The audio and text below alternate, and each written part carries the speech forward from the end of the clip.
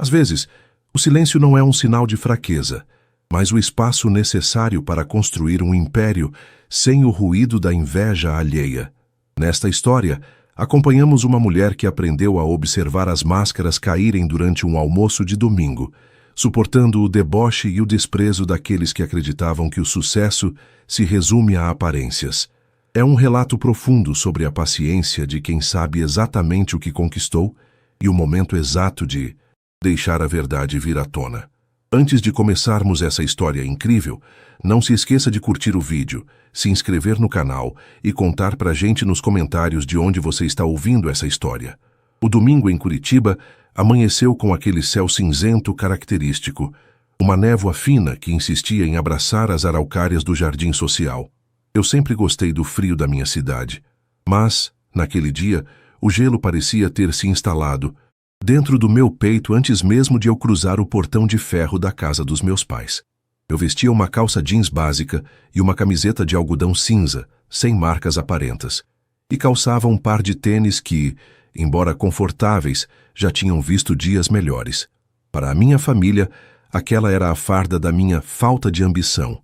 Eu sentia o cheiro do churrasco vindo da edícula, uma mistura de carvão queimado e gordura de costela que, em outros tempos, me traria conforto.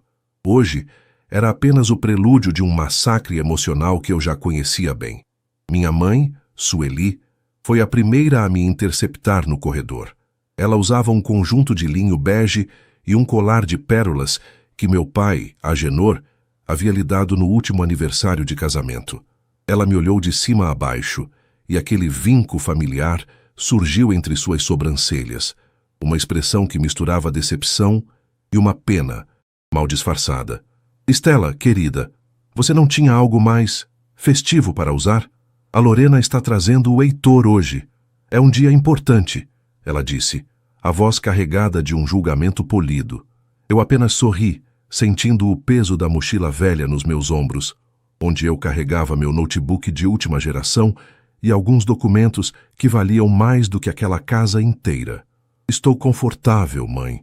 O que importa é a comida, não é? Respondi, tentando manter o tom leve, embora as batidas do meu coração estivessem aceleradas.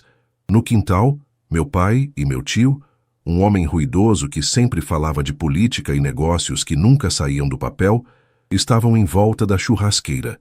Agenor me cumprimentou com um aceno seco. Ele nunca perdoou o fato de eu ter abandonado o concurso público estável que ele tanto sonhou para mim para brincar de internet, como ele costumava dizer. Para ele, eu era apenas uma freelancer que mal conseguia pagar o aluguel de um estúdio no centro cívico. Ele não fazia ideia de que eu já não morava lá há 2 anos. A atmosfera mudou drasticamente quando o som de um motor potente ecoou pela rua silenciosa. O portão eletrônico se abriu para dar passagem a um SUV importado, reluzente, que parecia deslocado naquele bairro de classe média tradicional. De dentro dele, desceu Lorena, minha irmã mais nova, radiante em um vestido de seda verde que custava provavelmente 3 meses do que eles achavam que era o meu salário. E, ao lado dela, Heitor. Ele era exatamente o que eu esperava. Cabelos perfeitamente penteados com gel, um relógio de ouro que brilhava agressivamente sob a luz pálida do sol e um sorriso que não chegava aos olhos, mas exalava uma autoconfiança tóxica. Família, este é o Heitor, anunciou. Lorena, agarrando o braço dele como se tivesse ganhado um troféu na loteria. O almoço começou, e com ele, o meu calvário. Sentamos à mesa de madeira maciça sob o pergolado. O som dos talheres batendo nos pratos de cerâmica era interrompido apenas pelos relatos de Heitor sobre suas viagens a Mônaco e seus investimentos em incorporadoras de luxo em Balneário Camboriú. Eu permanecia em silêncio, saboreando a maionese caseira da minha mãe, tentando me tornar invisível. Mas a invisibilidade é um luxo que os fracassados da família raramente possuem. E você, Estela? Lorena me contou que você trabalha com... Como é mesmo? Design? Digitação? Heitor perguntou, voltando seus olhos predatórios para mim. O silêncio se instalou na mesa. Meus pais olharam para baixo, constrangidos pela minha existência. Trabalho com desenvolvimento de sistemas e consultoria de... Infraestrutura digital. Respondi calmamente, mantendo o contato visual. Heitor soltou uma risada curta, anasalada, que fez meu sangue ferver. Ah, entendi. Aquela coisa de consertar computador e fazer site para a padaria, né? É um trabalho honesto, eu suponho.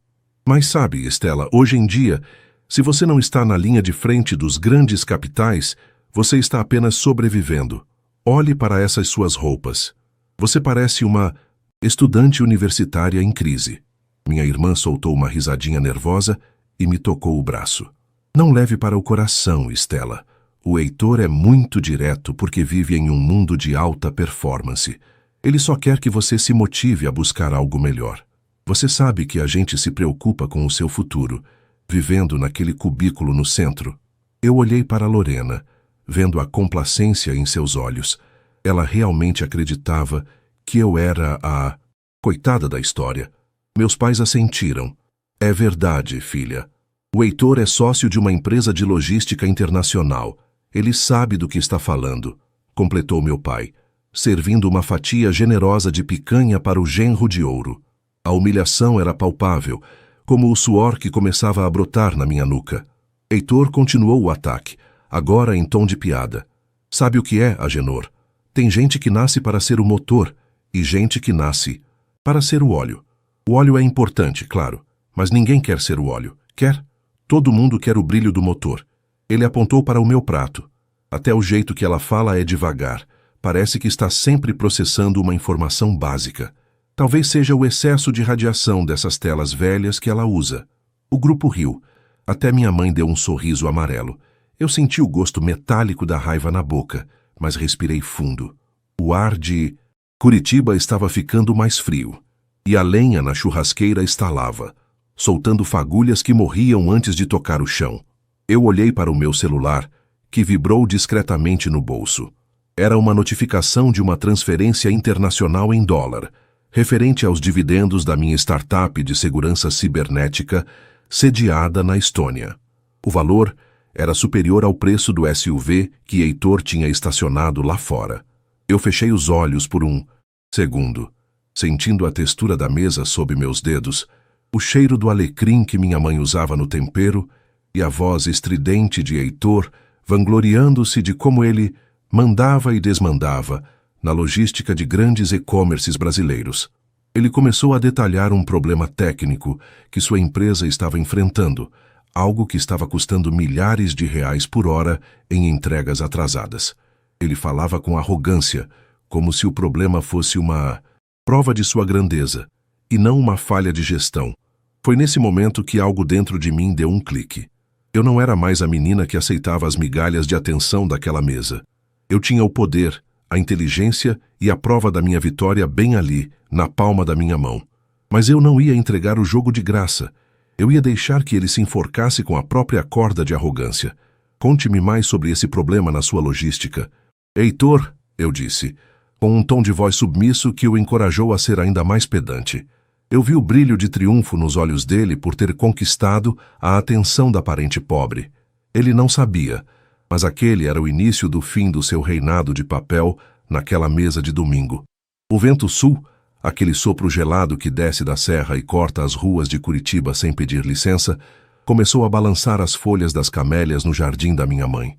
O barulho era um sussurro constante, quase como se a natureza estivesse tentando me avisar que a tempestade emocional ali na mesa estava apenas começando. Heitor se recostou na cadeira de vime, cruzando os braços de um jeito que fazia o tecido da sua camisa polo de grife esticar sobre os bíceps cultivados em academias caras do Batel.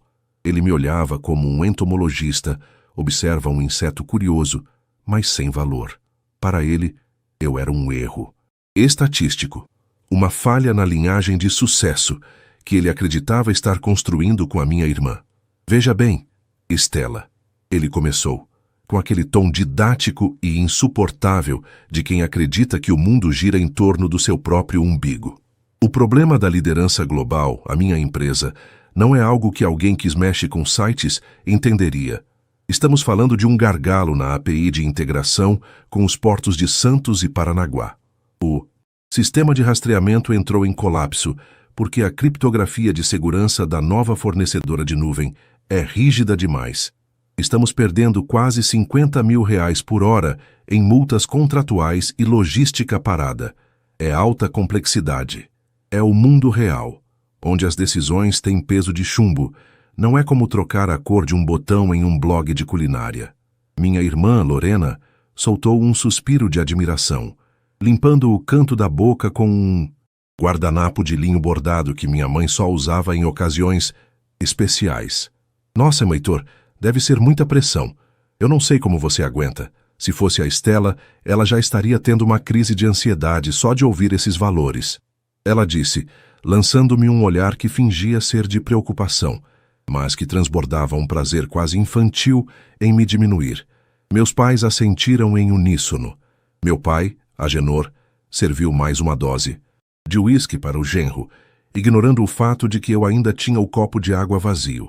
O cheiro do uísque barato, que meu pai guardava para visitas importantes, misturava-se ao aroma da gordura que esfriava nos pratos, criando uma atmosfera pesada e gordurosa, quase sufocante. Eu senti o peso do meu celular no bolso da calça. Ele vibrava com notificações constantes do Slack e do Telegram. Minha equipe na Europa estava em polvorosa, mas por um motivo oposto ao de Heitor. Estávamos celebrando a aquisição de uma nova camada de segurança por um dos maiores players de logística da América Latina. Eu sabia exatamente quem era o cliente, porque eu mesma havia assinado o contrato digital 3 dias atrás, em meu escritório silencioso e minimalista, enquanto tomava um café colhido à mão que custava mais do que as botas de couro de Heitor. Entendo, eu disse, mantendo a voz baixa, quase tímida, alimentando a percepção de que eu estava intimidada. E essa fornecedora de nuvem? Vocês tentaram entrar em contato com o suporte técnico de nível 3? Geralmente, esses bloqueios de criptografia ocorrem quando o protocolo de handshake não é reconhecido pelo firewall da transportadora. Heitor soltou uma gargalhada tão alta que um João de Barro que descansava no muro voou assustado. Handshake, firewall, olhe. Só, Lorena, sua irmã aprendeu umas palavras bonitas no YouTube. Escute, Estela, não tente usar termos técnicos que você não domina para parecer inteligente. Isso é patético. O suporte deles é inacessível. Eles são uma empresa sediada na Estônia, a Nordic Shield. Eles são os melhores do mundo, e eles não atendem qualquer um. O CEO deles provavelmente nem sabe que o Brasil existe. Eu estou tentando contato através de uma consultoria em São Paulo, mas os caras são intocáveis. É um nível de jogo que você nem consegue visualizar da sua kitnet. O silêncio que se seguiu foi preenchido apenas pelo som rítmico do meu pai mastigando um pedaço de mandioca frita. Eu olhei para as minhas mãos. Elas estavam calmas. Não havia tremor. Por dentro, eu sentia uma clareza cristalina, como as águas gélidas dos lagos bálticos que eu visitara no ano passado para a conferência de tecnologia onde fui a palestrante principal. A Nordic Shield não era apenas uma empresa da Estônia, era a minha empresa.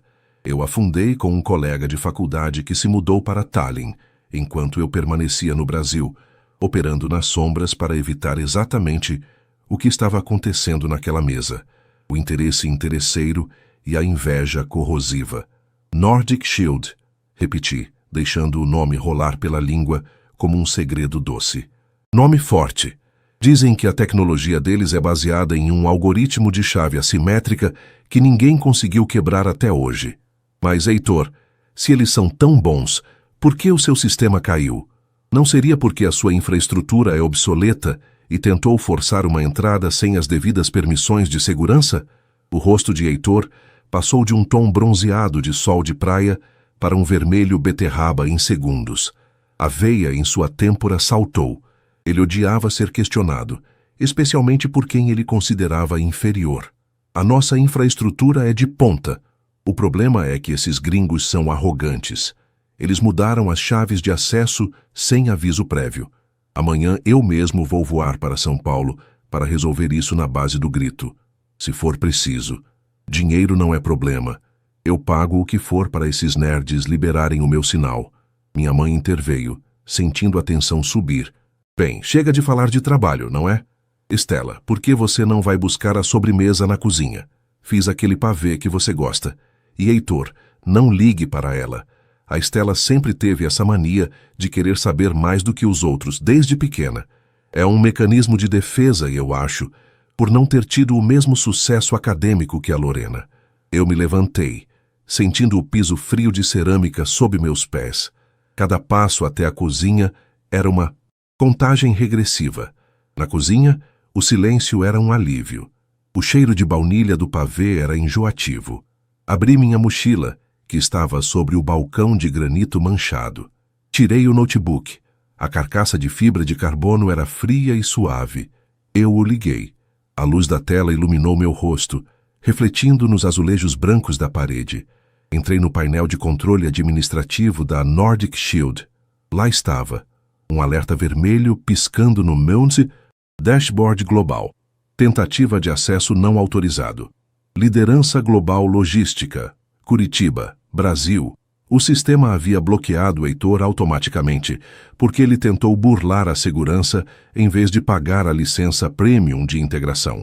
Ele estava tentando dar um jeitinho brasileiro em uma tecnologia que não aceitava subornos ou atalhos. Ele não era um grande empresário. Era um fraudador de baixo nível, tentando manter as aparências com o dinheiro de investidores que ele provavelmente estava enganando. Eu poderia liberar o acesso com um clique. Eu poderia salvar a pele dele, manter a paz na família e continuar sendo a Estela coitada. Mas enquanto eu ouvia a risada dele vinda do quintal, vangloriando-se de como ia humilhar os técnicos na segunda-feira, eu soube que o tempo da piedade tinha acabado. Eu não ia apenas deixá-lo cair. Eu ia mostrar a todos quem estava segurando a rede de segurança o tempo todo. E a rede estava prestes a ser recolhida. Voltei para a mesa, não com o pavê, mas com o notebook aberto em uma das mãos e o celular na outra. O clima ainda era de deboche. Heitor estava mostrando fotos do seu novo jet ski para o meu pai, que olhava maravilhado, como se estivesse vendo uma relíquia sagrada. Heitor, eu chamei, minha voz agora firme, perdendo qualquer rastro de hesitação. Você disse que pagaria qualquer coisa para falar com alguém da Nordic Shield, certo? Que o CEO nem sabia que o Brasil existia. Ele se virou, irritado pela interrupção. O que foi agora, Estela? Vai me mostrar um código de erro que você achou no Google? Eu virei a tela do notebook para ele.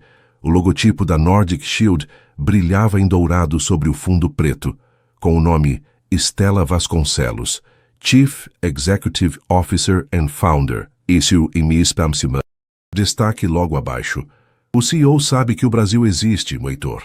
Na verdade, ela nasceu em Curitiba e ela acabou de decidir que a sua empresa não é qualificada para usar os nossos serviços. Seu contrato de teste foi revogado por tentativa de invasão. Você tem exatamente 10 minutos, até que todo o seu sistema de rastreamento seja criptografado permanentemente por quebra de protocolo. O silêncio que caiu sobre aquela mesa de domingo não foi apenas frio. Foi absoluto. O rosto de Heitor desmoronou, e pela primeira vez, o cheiro de fumaça da churrasqueira pareceu o de um incêndio que ele não conseguiria apagar. O silêncio que se instalou no quintal da casa dos meus pais era tão denso que eu podia ouvir o zumbido quase imperceptível do cooler do meu notebook, trabalhando para processar os dados em tempo real. O céu de Curitiba, antes apenas cinzento, agora parecia carregar. Uma eletricidade estática, uma promessa de tempestade que combinava perfeitamente com a expressão de choque no rosto de Heitor. Ele olhava para a tela, depois para mim e depois para o logotipo dourado da Nordic Shield, que brilhava com uma autoridade que ele jamais esperava encontrar em uma freelancer de fundo de quintal. O cheiro de carne queimada agora vinha da churrasqueira negligenciada. Meu pai, Agenor, havia esquecido de virar a PAMC, última peça de picanha. Mas ninguém se importava com o almoço. O verdadeiro banquete estava sendo servido ali, na frieza dos dados binários. Isso é uma brincadeira, não é? Heitor finalmente conseguiu articular, embora sua voz tivesse subido uma oitava, perdendo todo aquele timbre de barítono autoconfiante que ele usava para ditar as regras. Você fez um print, Estela. Uma montagem barata. É óbvio que você pegou isso em algum fórum de tecnologia só para tentar me impressionar ou me assustar, porque se sentiu ofendida com a verdade. Ele tentou rir, mas o som saiu como um engasgo seco. Ele olhou para Lorena em busca de apoio, mas minha irmã estava paralisada, os olhos fixos no nome Estela Vasconcelos, CEO, que reluzia na tela. Ela conhecia aquele nome. Ela sabia que eu não tinha imaginação suficiente para inventar um cargo tão específico em uma empresa que ela mesma ouvira Heitor elogiar como o futuro da segurança digital, apenas 20 minutos antes. Eu não respondi de imediato. Eu queria que aquele momento durasse. Saboreei o ar gelado que entrava nos meus pulmões, o toque do metal frio do notebook sob a palma da minha mão esquerda e o contraste visual entre a minha camiseta de R$ 10 e o relógio de Heitor, que agora parecia um adereço de plástico diante da realidade do meu poder. "Já não é uma montagem, Heitor", eu disse, minha voz saindo tão calma que chegava a ser gélida, um reflexo do inverno paranaense que nos cercava. Se fosse um print, eu não conseguiria fazer isso. Com um toque rápido no trackpad, entrei na aba de controle de instâncias. Veja o IP de origem da liderança global, 187.62. 20. 20. É o IP da sua sede administrativa no Batel, certo? E aqui está o log de hoje, às 11h42 da manhã. Alguém, provavelmente você, usando a conta de administrador, tentou forçar uma integração sem o token de validação de nível 4. O sistema detectou como um ataque de força bruta. Minha equipe de segurança em Tallinn já recebeu o alerta. Quer que eu ligue para eles agora e explique que o ataque veio do genro do meu pai? O rosto de Heitor empalideceu a tal ponto que ele parecia prestes a desmaiar sobre a mesa de madeira. A arrogância que antes transbordava de seus poros foi substituída por um suor frio que fazia sua camisa de linho grudar nas costas. Minha mãe, Sueli, que até então estava apenas observando o conflito como se fosse uma discussão de mesa comum, levantou-se lentamente. Ela olhou para mim como se eu fosse uma estranha que acabara de invadir sua casa. "Estela, do que vocês estão falando? Que empresa é essa? Você não disse que trabalhava por conta própria?" "Eu trabalho por conta própria, mãe. Eu sou a própria dona da conta", respondi, sem desviar os olhos de Heitor. "Eu comecei essa empresa há 5 anos, no mesmo dia em que o pai me disse que eu estava jogando minha vida fora por não querer ser assistente administrativa na prefeitura. Eu usei cada centavo da minha poupança, cada noite de sono e cada humilhação que ouvi nesta mesa para construir algo que ninguém pudesse me tirar. Eu só não contei para vocês porque eu sabia que, para vocês, o sucesso só existe se ele for barulhento, se tiver um SUV na garagem e um relógio de ouro no pulso. Eu preferi o silêncio, e o silêncio construiu um império." Lorena finalmente se manifestou, sua voz trêmula e carregada de uma mistura de inveja e pânico. "Então, você é rica, Estela, porque você mora naquele lugar, porque usa essas roupas. Você deixou a gente sentir pena de você esse tempo todo." Ela parecia mais ofendida pelo fato de eu não ter ostentado do que pela mentira em si. Para ela, o crime não era a falta de sucesso, mas a falta de exibicionismo. "Eu moro em um loft de 300 metros quadrados no Ecoville, Lorena. Eu só mantive o estúdio no centro cívico como endereço fiscal e um refúgio quando quero trabalhar em paz. E minhas roupas, elas são confortáveis. Eu não preciso que uma marca diga quem eu sou, porque eu sei exatamente o que eu valho", retruquei, sentindo uma satisfação profunda ao ver o castelo de cartas dela desmoronar. O namorado perfeito, o provedor de luxos, estava ali, reduzido a um homem desesperado que começava a perceber que sua carreira dependia da boa vontade da cunhada esquisita. Heitor limpou a garganta, tentando mudar de tática. Ele se inclinou para a frente, as mãos juntas em um gesto de súplica que beirava o patético. "Estela, escuta, eu não sabia. Eu agi como um idiota, eu admito. Eu estava tentando impressionar sua família. Você sabe como é. A pressão de ser o cara de sucesso. Mas esse bloqueio? Se o sistema não voltar a operar até amanhã de manhã, minha empresa perde o contrato com a transportadora do porto. Eu vou ser processado. Eu posso perder tudo. Você pode apenas clicar em liberar. Não pode. Pela família, pela Lorena. O pedido pela família soou como um insulto. Aquela mesma família que, até 5 minutos atrás, ria das piadas dele sobre o meu trabalho de digitação. Olhei para o meu pai. Agenor estava em silêncio, a mão ainda segurando o pegador de carne, os olhos perdidos em algum ponto do jardim. Ele não conseguia me encarar. Ele, que sempre se orgulhou de sua visão de mundo, percebeu que foi cego para a própria filha durante meia década. Engraçado você falar em família agora, Heitor, eu disse, fechando lentamente a tampa do notebook. O som do clac foi como o veredito de um juiz. Quando você estava me chamando de óleo e dizendo que eu não tinha capacidade para processar informações básicas, você não parecia muito preocupado com a família. E você, Lorena, quando riu e disse para eu não levar para o coração, enquanto ele me humilhava, você estava sendo bem pouco fraternal. Estela, por favor, não seja vingativa. Minha mãe pediu, sua voz soando como um eco distante. Ele é o noivo da sua irmã. O sucesso dele é o futuro dela. E o meu sucesso, mãe? Onde ele entrava nos planos de domingo de você?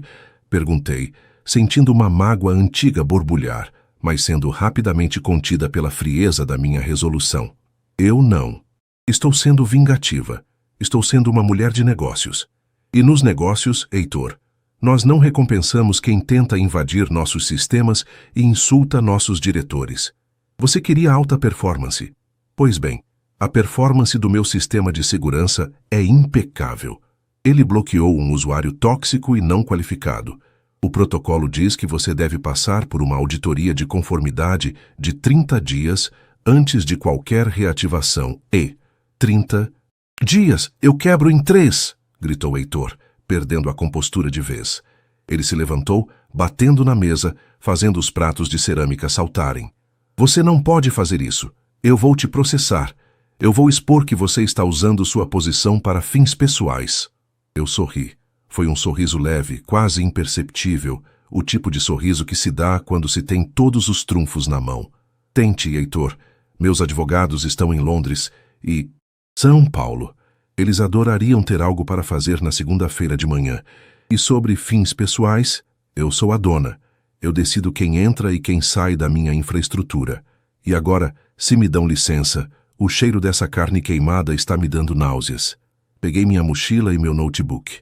O peso deles agora parecia leve, como se eu tivesse deixado toneladas de expectativas alheias ali naquela mesa, junto com os restos de um churrasco. Frio. Eu comecei a caminhar em direção ao portão, mas antes de sair, parei e olhei para trás uma última vez. Heitor estava com a cabeça entre as mãos. Lorena chorava em silêncio, e meus pais pareciam dois estranhos em uma casa que eu não reconhecia mais como minha. O capítulo da submissão tinha acabado. O capítulo da realidade estava apenas começando, e eu ainda tinha uma última jogada para fazer. Caminhei em direção ao meu carro, estacionado a alguns metros da entrada da casa. O ruído dos meus passos no asfalto irregular da rua parecia mais nítido, agora que o barulho das risadas forçadas de Heitor tinha ficado para trás. Senti o ar gelado de Curitiba, aquela brisa que desce da Serra do Mar e corta as avenidas como uma lâmina fina, mas pela primeira vez em anos, o frio não me incomodou. Entrei no meu veículo, um sedã elétrico, silencioso e potente, cuja existência eu escondia da minha família, usando um modelo popular alugado sempre que vinha visitá-los.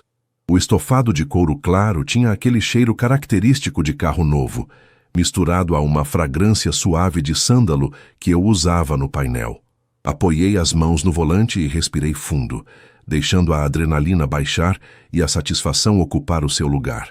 Enquanto dirigia pelas ruas arborizadas do Jardim Social, rumo ao Ecoville, observei a cidade passar pela janela. Passei pelo Museu Oscar Niemeyer, o Olho, que se erguia contra o céu cinzento com sua arquitetura imponente. Curitiba é uma cidade que guarda segredos em suas neblinas, e eu era um deles. O trajeto foi acompanhado pelo som suave de um jazz contemporâneo, um contraste absoluto com a gritaria e a tensão que deixei na edícula dos meus pais. Eu sabia que, naquele exato momento, o celular de Heitor não pararia de vibrar. Ele estaria ligando para sócios, advogados e técnicos, todos dando a mesma resposta.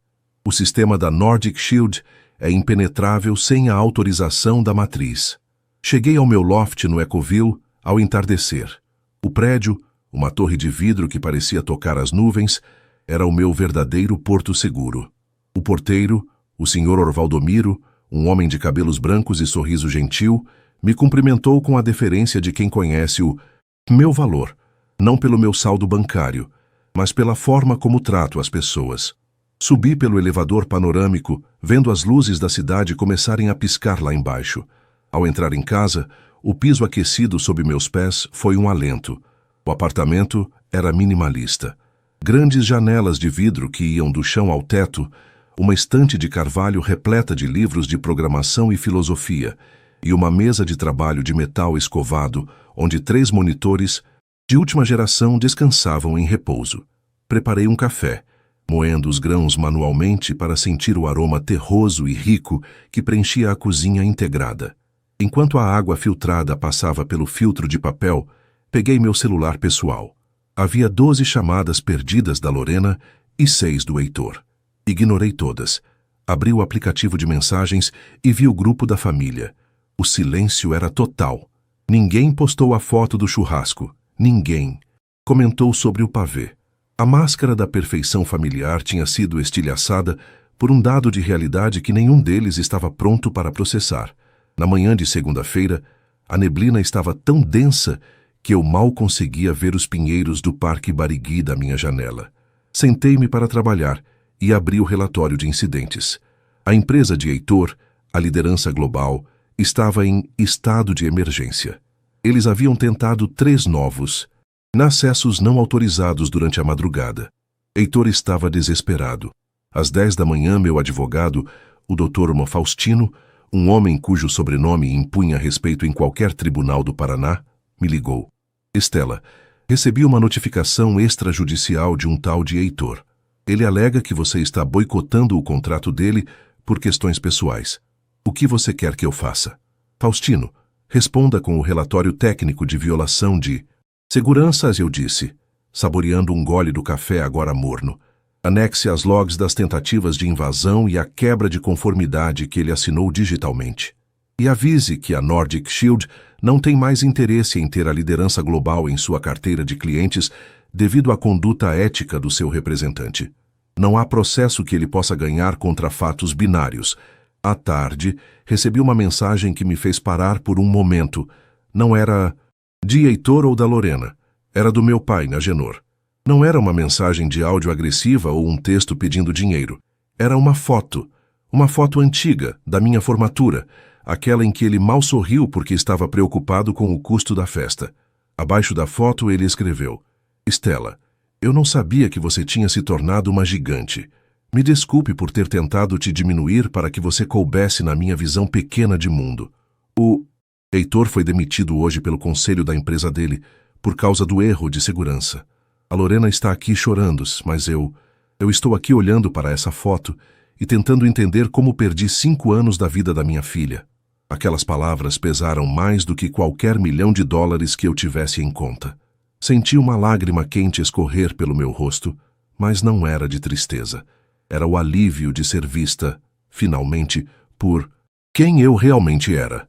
Heitor não era apenas um arrogante. Ele era um castelo de cartas construído sobre a insegurança alheia. Sem o apoio da minha tecnologia e com a reputação manchada pela demissão por justa causa, ele voltaria a ser exatamente o que ele mais temia: um homem comum, sem o brilho do ouro alheio para se sustentar. Algumas semanas depois, soube que Lorena havia terminado o noivado. Heitor não conseguiu manter o padrão de vida e o SUV foi devolvido à concessionária. Ela tentou me ligar algumas vezes, provavelmente querendo uma ajudinha para abrir um negócio, mas eu mantive a distância necessária. Eu os perdoei, mas o perdão não significa que eu os deixaria entrar novamente na minha paz.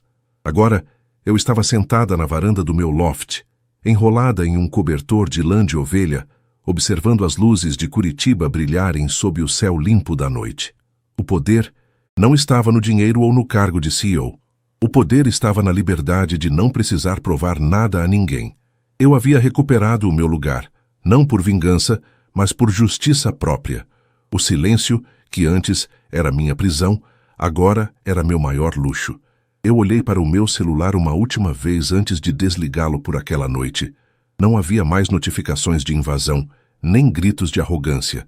Apenas o som suave do vento batendo nos vidros e a certeza de que a verdade, assim como um código bem escrito, sempre encontra o seu caminho para a luz.